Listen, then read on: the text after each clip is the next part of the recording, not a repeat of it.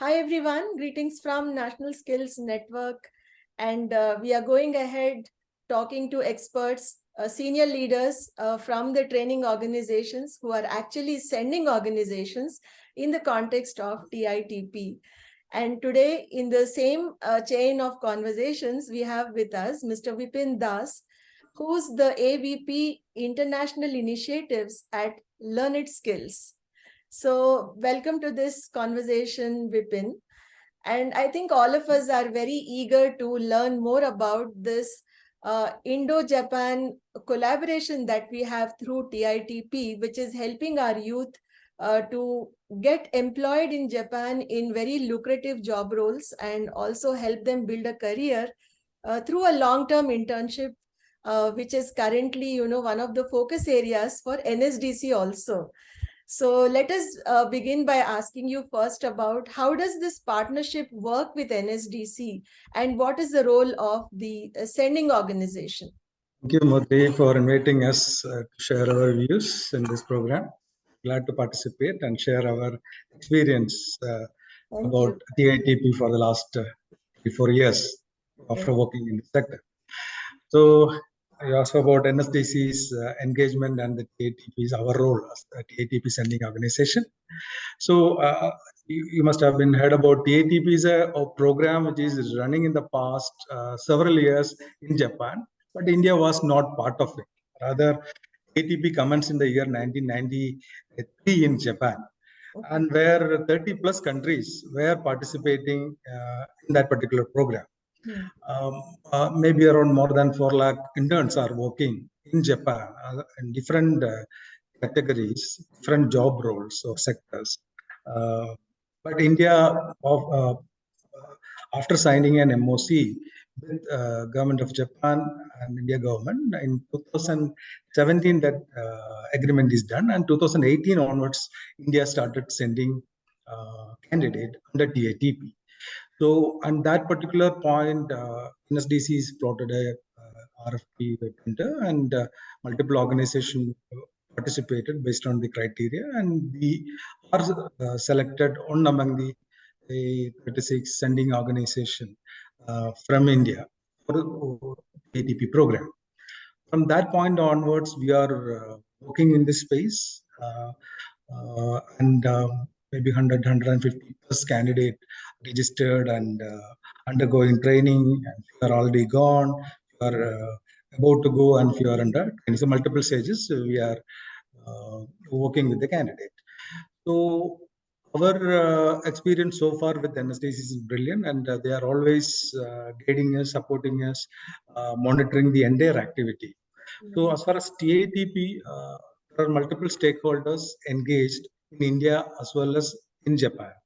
India, as you know, NSDC is the under Ministry of Skill Development is monitoring the whole activities of TITP as a guiding force, we can say. And in Japan, of course, Ministry of Justice, Ministry of Foreign Affairs, and Ministry of Health and Labor and Welfare involved in this particular activity. And OTIT, that is Organization for Technical Intern Training, is a legal entity actually supervising the entire inflow of candidates to their country and their well-being, how they are treated, and all those stuff on behalf of the government of Japan. And there are multiple supervising organizations where we are placing this candidate, and they are in turn working with the implementing organization, or we can call them as employers. So these are the stakeholders involved in this whole project, and both the country is very closely monitoring the inflow of the candidate from one country to the other country, and it is well monitored and well structured program. It is happening very smoothly. I can say for the last 3 to 4 years for us. Yeah.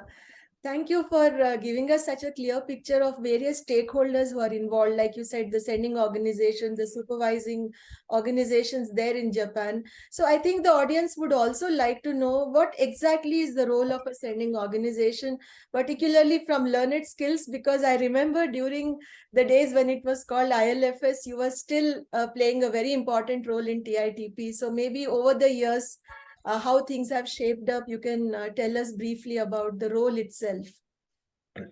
So Learnet, as I said, in the very beginning, it is launched in India. We are participated in this program. And that point itself, once we become a sending organization, we initiated several measures to successfully implement this program. As you rightly asked, there are multiple roles on SO or a sending organization has to play. As Learner Skills, you may be knowing, we are in the vocational skill development space for more than a decade working in this space. So first we have 5 centers established actually for this particular program in Kerala, in Assam, in Delhi, Uttarakhand, and West Bengal. So we set up 5 centers.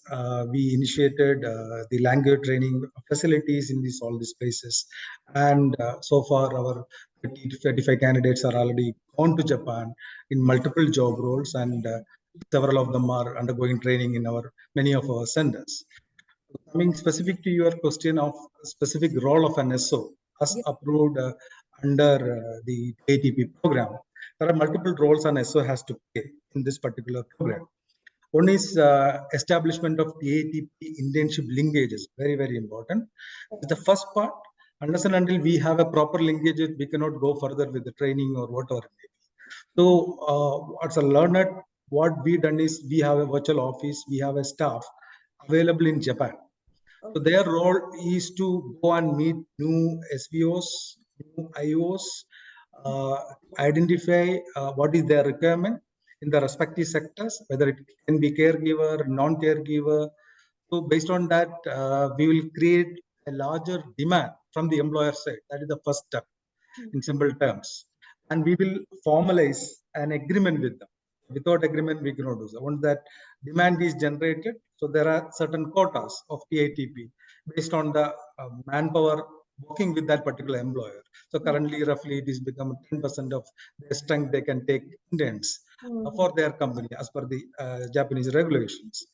So first, we will have a formal agreement. Then this SVO who was selected should have a very good track record. All these things we have to verify before we come into a formal agreement.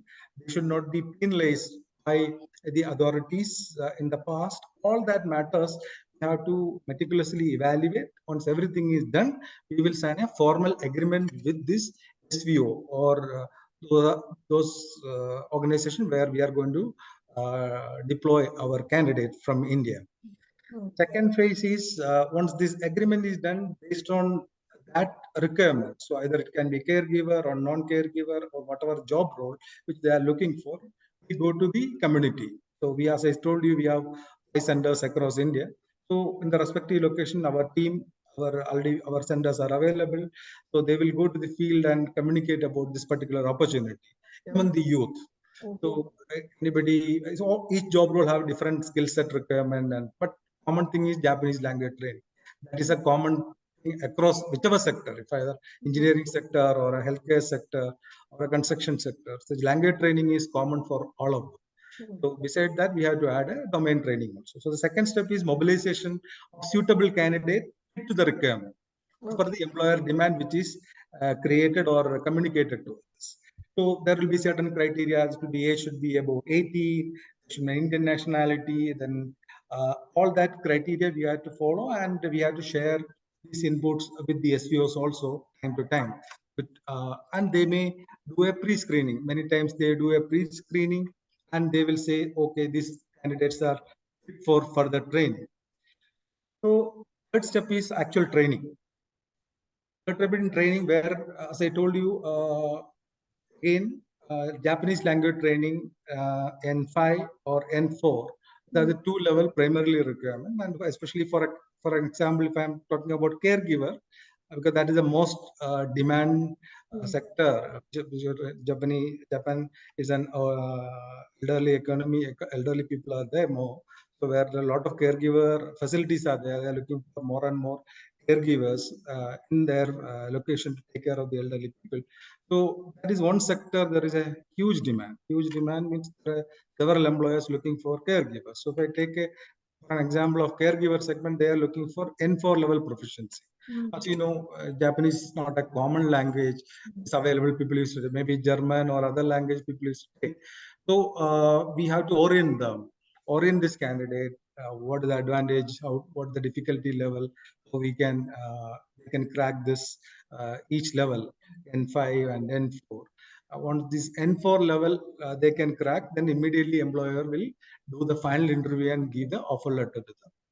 But many of the non-caregiver job role, even N5, if they have N5 level of qualification, they may be able to get the job. Even N4 is not mandatory for many of the non-caregiver job role. Even maybe language proficiency may be required, but qualification or certificate is not required. Okay. Because in India, there are multiple tests are available.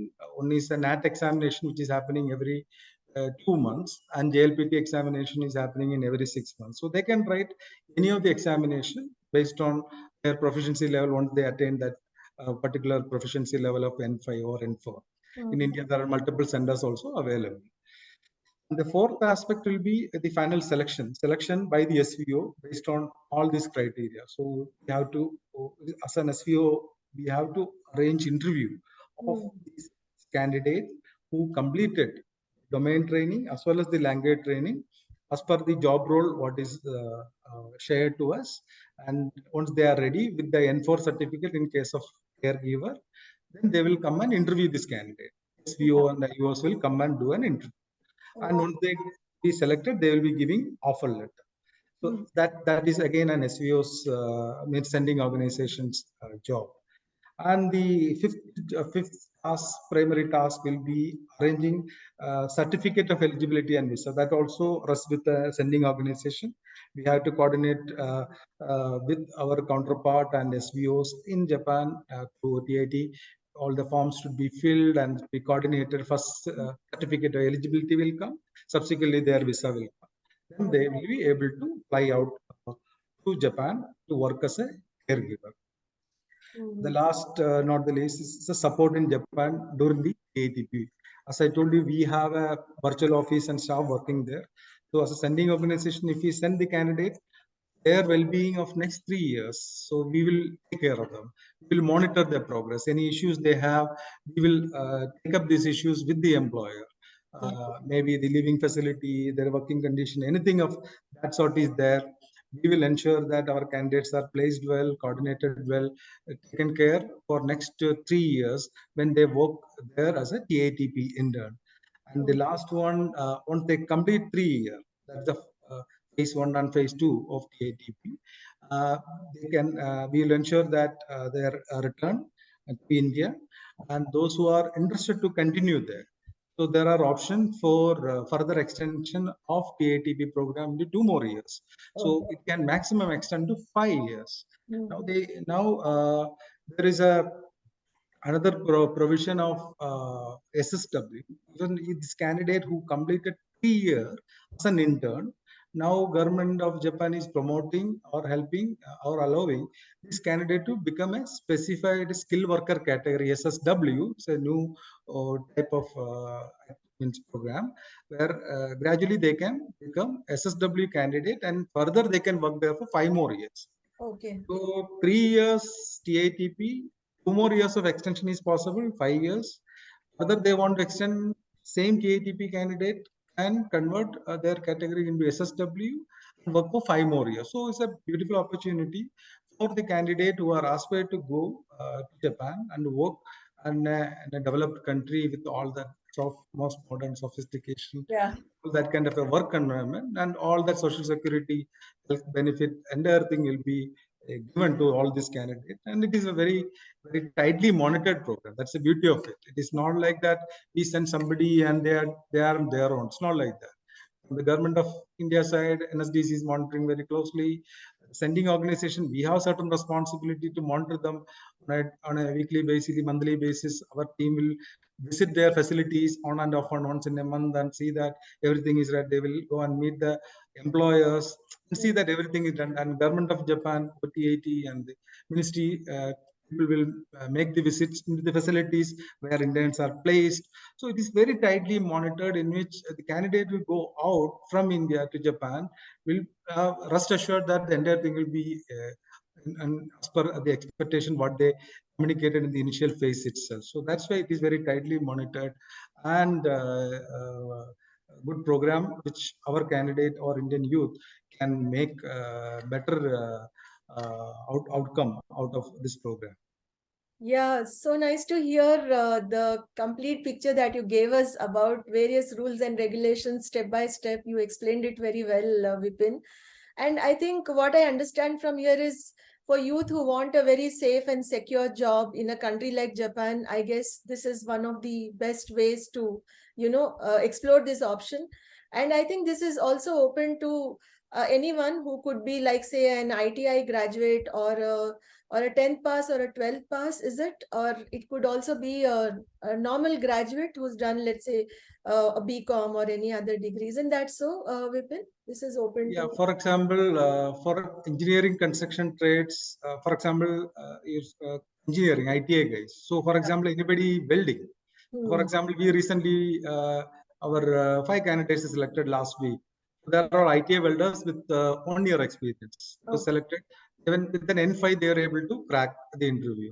Hmm. Construction sectors, even class 10, with minimum experience of 1 year in the construction sector can be selected.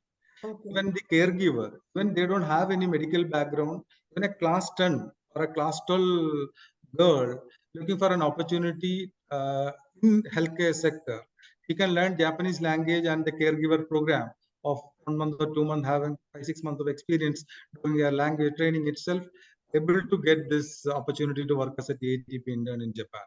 That's the beauty. Even they don't have any medical background. Hmm. For example, if she has to be placed under SSW, she must have a nursing background. She has to clear a domain assessment, then languages, and then only she'll able to become a SSW candidate. But a TATP, they're very flexible. So that's why this TATP candidate further want to migrate into SSW will be easy rather than straight away go under SSW.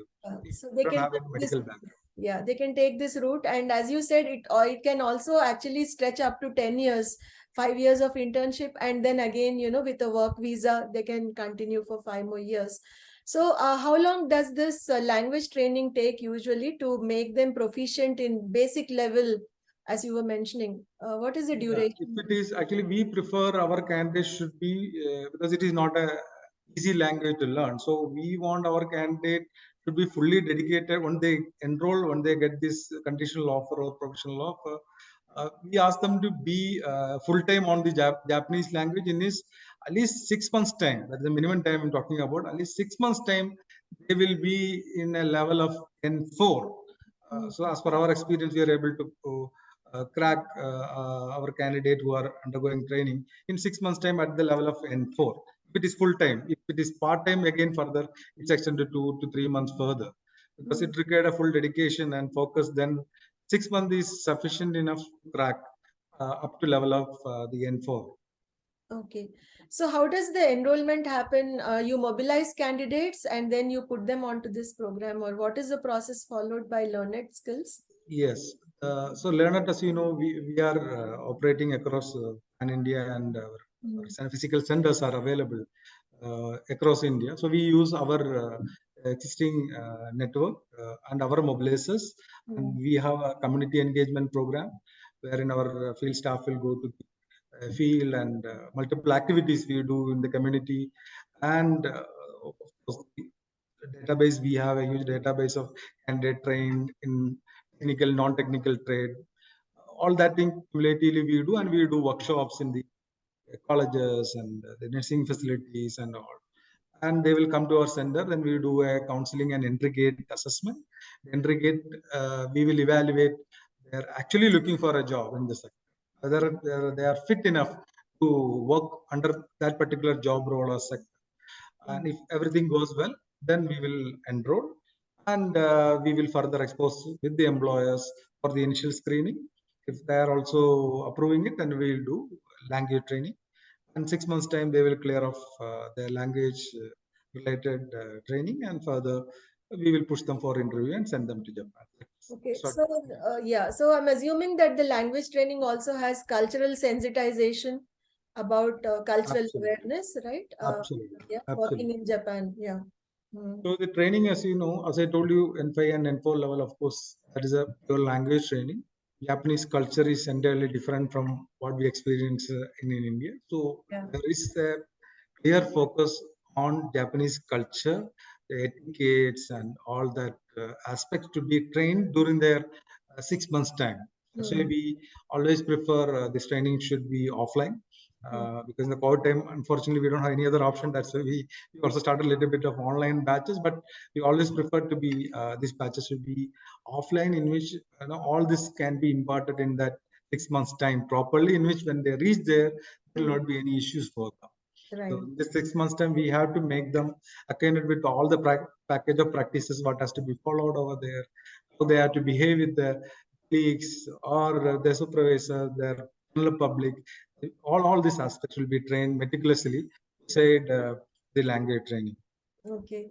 I was just browsing the NSDC website this morning on TITP, and I saw that in terms of placements, I think the healthcare caregiver job role is the most popular, and that is followed by automotive sector, I guess. And I think 400 plus candidates were placed till August 2022.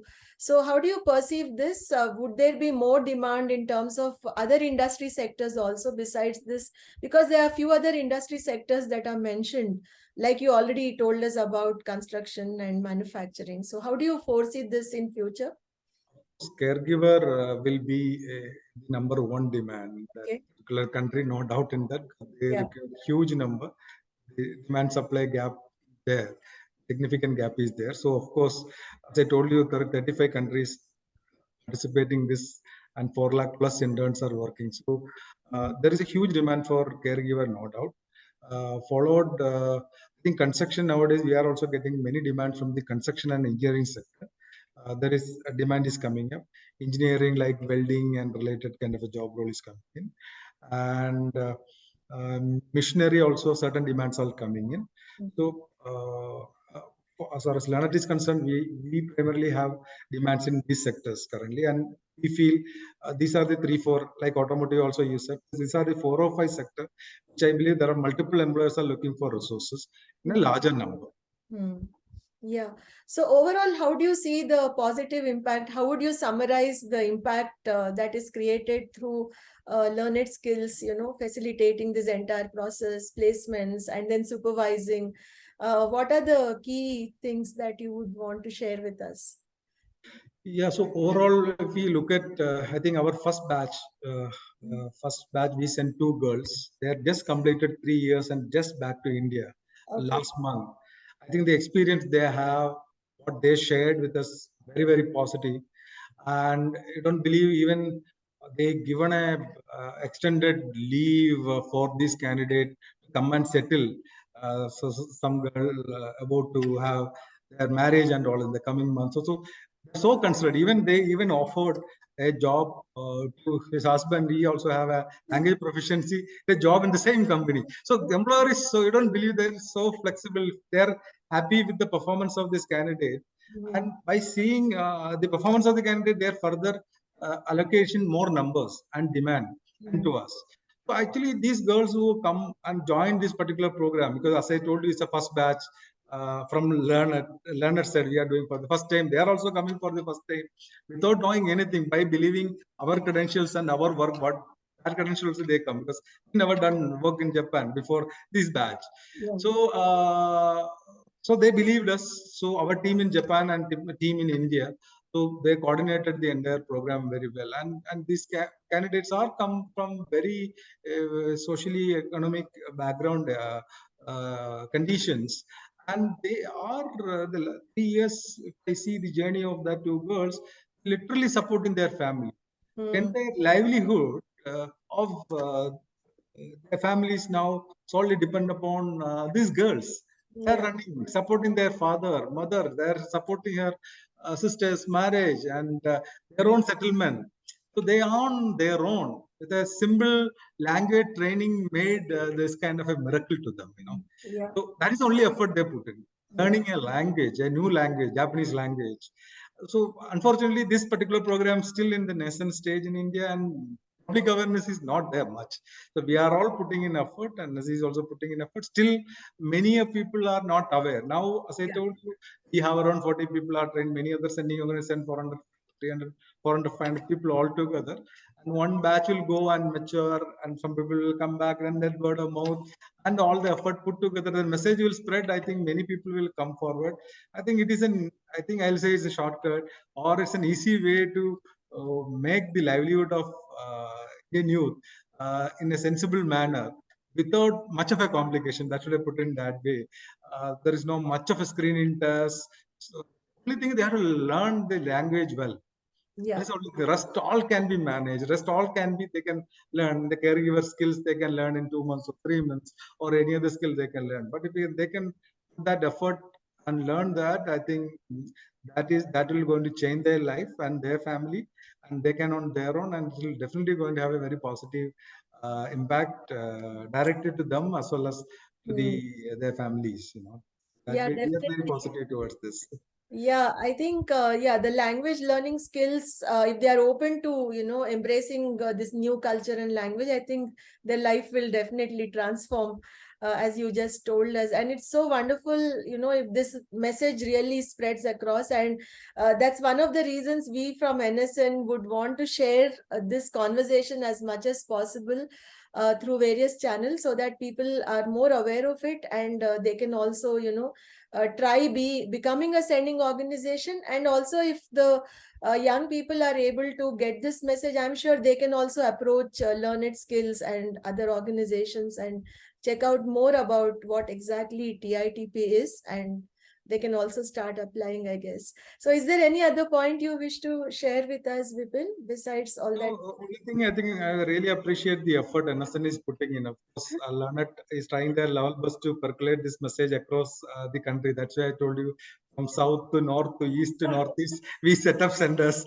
So all the geography we have centers, and we are motivating youth to come and enroll. I think post-COVID, in the COVID period, there was a dull period, of course, you all know. But post-COVID, the last 6 months, I saw momentum in enrollment in across the country. Wherever we are offering this, and now I can show a lot of success stories. Previously, I only showed these 2 candidates who traveled, before COVID. Now I can show 40 faces who are already working in Japan. Another 20 people are waiting with an offer letter in hand.